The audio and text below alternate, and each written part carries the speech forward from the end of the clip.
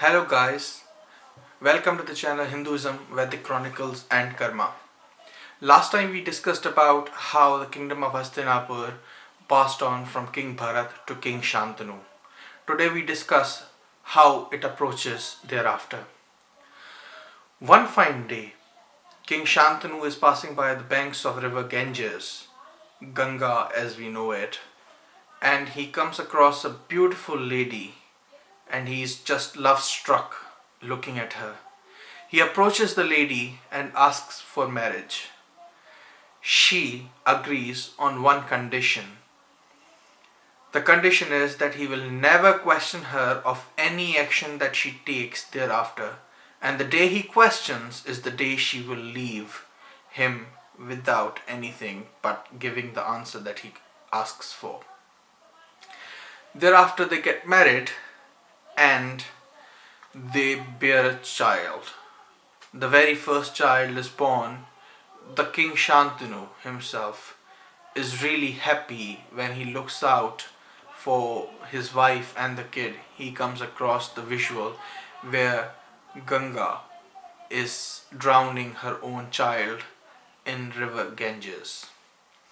Thereafter, this keeps repeating with 7 children that they have.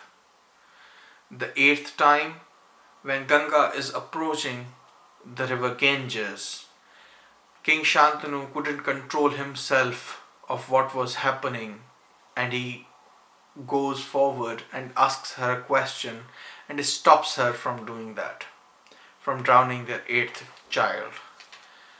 Ganga stops, answers the question that because of the lust they felt for each other during the heavens when in the previous life they were cursed to be born on the land as mortals, and that the day she breaks up with Shantanu would be the day she could return back to her heavenly abode. This is also when she tells him that these children were also cursed, that they will have really tough life, and that she told them that she will bear them as their own her own children and free them of all their sins and curses for their ultimate destination. But the eighth one doesn't get freed, and from there he is named Devvrat, the eighth child of Ganga and Shantanu, who is supposed to be the next king if he is eligible enough. What happens thereafter is Bhishma has survived. He grows up to become a really efficient warrior, a very well versed teacher of old time. He is renowned for his intellect and the beauty of his inner nature, the peaceful that he is, and the way he deals with all the crimes and criminals in the state. So that's when this all happens, that because the Ganga has left him, the child is grown up, the king feels free, and he decides that he wants to go for a hunting expedition. At the banks of river Yamuna, he comes across a lady, Satyavati. So this is the second lady that he falls for, and he approaches her and asks for marriage.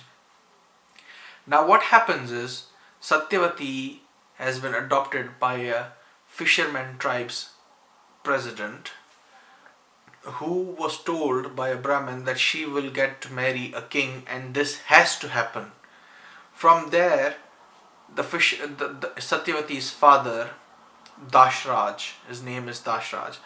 So Dashraj decides that whenever such thing happens, I will ensure that my daughter gets to be the queen. When he gets the marriage proposal of King Shantanu, he knows about Devvrat, son of Shantanu, who is supposed to be the king. Thereafter, what happens is he puts forward a condition out of his own greed, that I will get you married to my daughter only on one condition, that her children will be the future kings which is, by the way, against the tradition set by King Bharat that the king will be based upon their eligibility and their efficiency as a king rather than the lineage they are born in. But here, that tradition is being broken by the condition that Dashraj keeps in front of King Shantanu. King Shantanu does not accept the condition because he's heartbroken, but he can't get back on his words because he deemed Devavrat was efficient enough to be the king. So he already announces him as a crown prince before this marriage proposal takes place. So he just doesn't have the authority anymore to give the word for Satyavati's children to be the king. He gets so grief stricken that he just loses focus on everyday affairs at his kingdom, and he's just lost all the time. This is something Devavrat could not look upon. So he tries to solve the problem. He comes across people and he gets to know what happened. He goes to the father of Satyavati and tells him that he will never ask for a right as a king, and that he would pass on his kingdom that he's been crowned for to Satyavati's children. What happens here is the greed of Dashraj hereafter is even more visible. He says that, okay, I'm sure that you won't become the king. How about your children? Because your father couldn't promise for you, you can't promise for the children.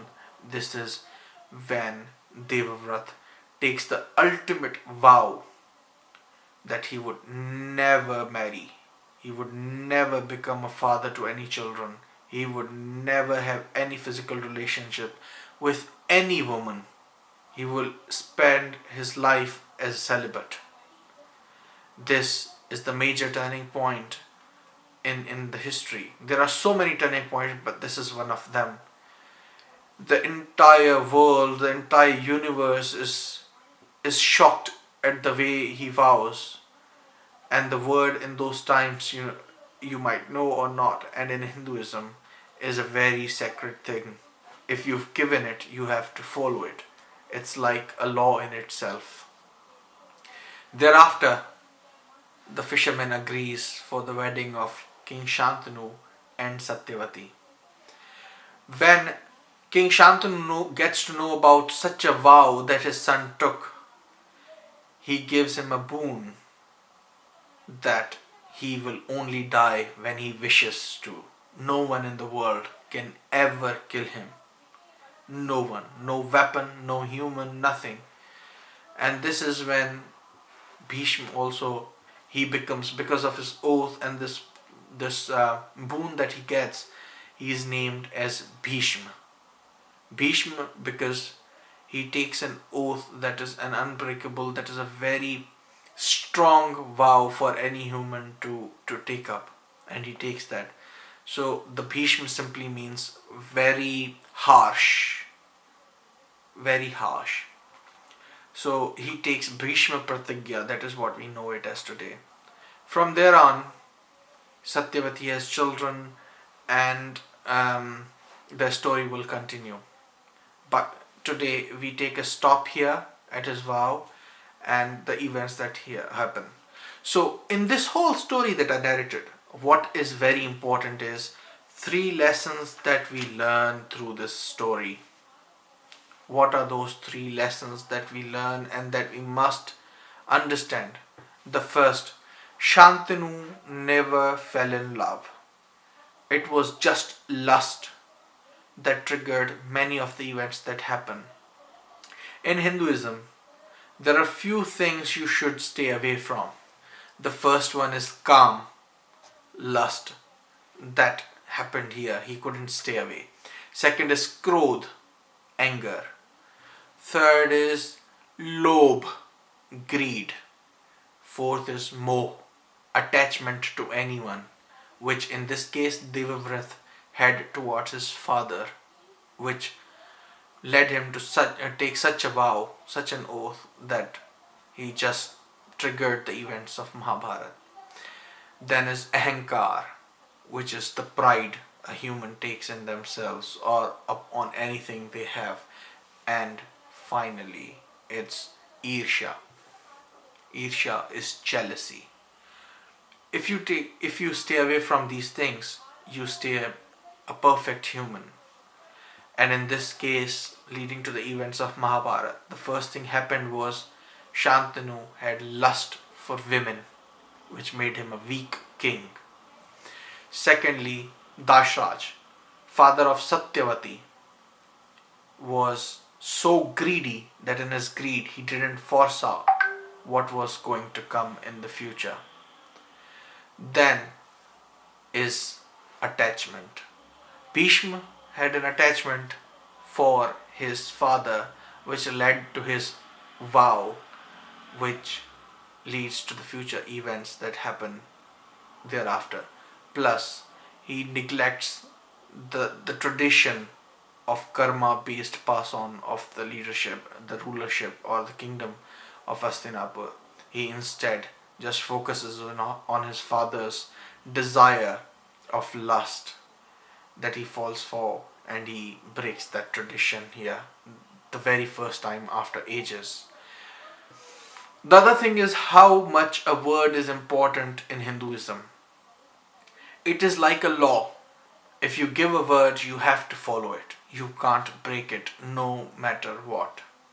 This teaches us today the value of when we tell someone that we'll do this for you or do that for you, or if we give a word that we'll be here sometime, we'll be there sometime, we have to follow it no matter what.